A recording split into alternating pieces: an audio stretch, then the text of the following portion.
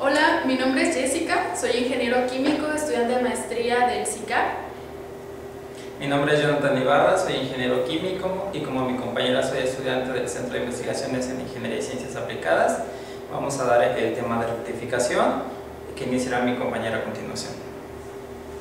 Bueno, yo voy a continuar, como mi compañero ya lo mencionó, con la clase de destilación, comenzando por rectificación. Aquí tenemos un esquema gráfico de una columna de destilación por rectificación en la cual se nos marcan los equipos principales, como es la torre de destilación, el condensador, un acumulador y una caldera.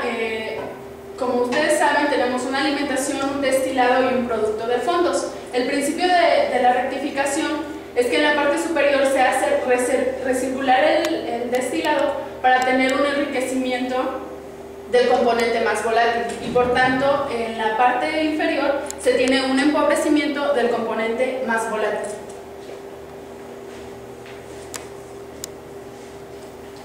Bueno, en la destilación por rectificación no siempre basta con agregar energía en forma de calor a la alimentación para vaporizarla y enriquecer la sección volátil con el componente que se desea, sino además se necesita poner en contacto íntimo ambas fases, tanto la fase vapor como la fase líquida.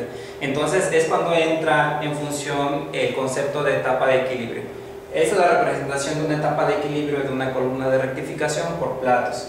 ¿Cómo funciona? Bueno, tenemos que en la parte inferior, plato o sección de equilibrio anterior, donde podemos ver que por las boquillas se va aspersando el vapor que viene del plato anterior. Esto hace que el líquido que viene bajando, que es rico en el componente más pesado, entre en contacto con el vapor, que a su vez se enriquece más con el componente más volátil, de tal modo que el componente más pesado baja en forma de líquido y el componente más ligero empieza a subir en forma de vapor, de tal modo que el contacto entre fases, tanto la fase vapor como la fase líquido, hace que se vayan enriqueciendo respectivamente con los componentes, de tal modo que el vapor que va ascendiendo con cada una de las etapas de equilibrio se enriquece con el componente más volátil y el líquido que va bajando de las etapas de equilibrio superiores se va enriqueciendo con el componente más pesado.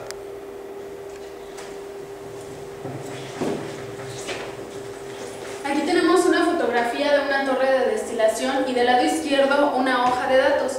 Este tipo de hoja de datos se utilizan para marcar las principales características de las torres de destilación a nivel industria. Entonces aquí tenemos algunos datos que son importantes, como es el número de platos.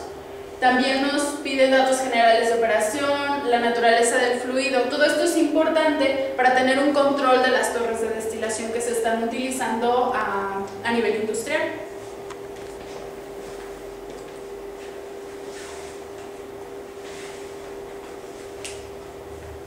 Bueno, este es un diagrama general de una columna de destilación por rectificación y vamos a describirlo. Tenemos el cuerpo principal, que es la columna de destilación, que a su vez está dividida en platos o etapas de equilibrio, que es cada una de estas. Tenemos la alimentación. Esta alimentación que se inserta a la columna de destilación puede ser un líquido saturado, o un líquido a punto de ebullir, un vapor a punto de condensar, un líquido subenfriado o un vapor sobrecalentado. A partir de donde tenemos la alimentación o el plato de alimentación, la columna se puede dividir en dos secciones.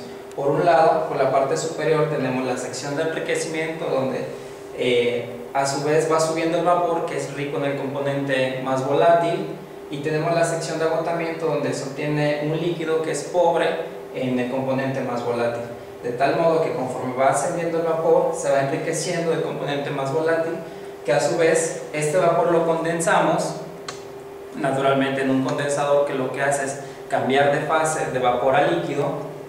Obtenemos una parte en forma de destilado como un líquido, otra parte de ese mismo destilado se va a un acumulador, que no es más que un tanque, y parte de este líquido que tenemos como destilado se regresa nuevamente a la columna de destilación. ¿Cuál es la finalidad?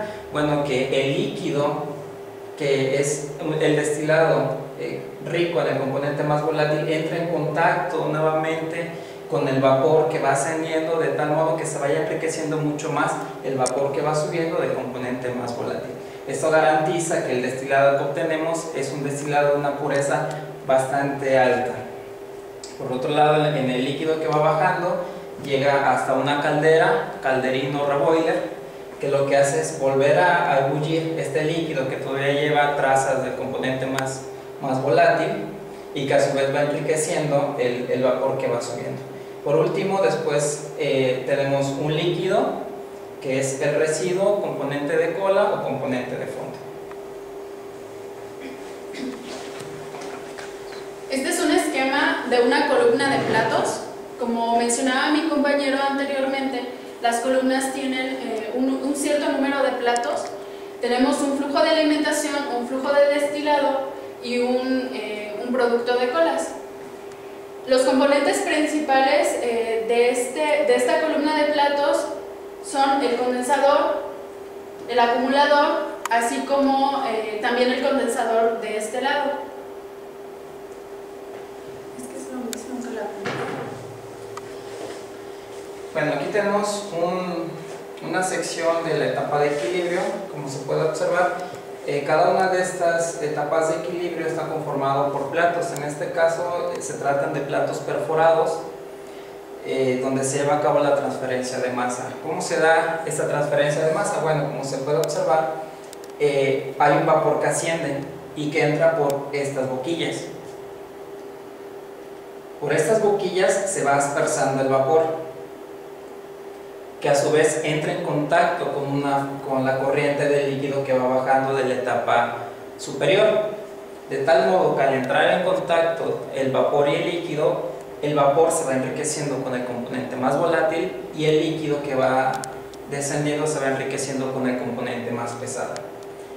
Y como mencioné anteriormente, estas boquillas lo que hacen es aumentar el área de transferencia de masa para poder enriquecer tanto la sección líquida y como la sección vapor. Como se puede observar, hay diferentes tipos de boquillas, que aquí son de campana, de burbuja y campana, que pueden ser de tipo...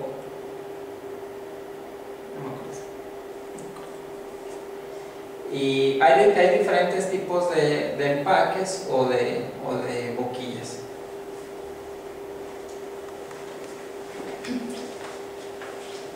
Bueno, hasta aquí vamos a hablar un poco de la nomenclatura que se utiliza para la resolución de problemas de destilación. De este lado tenemos un esquema de los platos que ya nos explicó nuestro compañero Jonathan. Y de este lado lo que tenemos es la nomenclatura, indicándonos las fracciones de líquido y las fracciones de vapor que provienen tanto de la alimentación como ya sea del destilado o del producto de colas. El N se refiere al número de componentes en la mezcla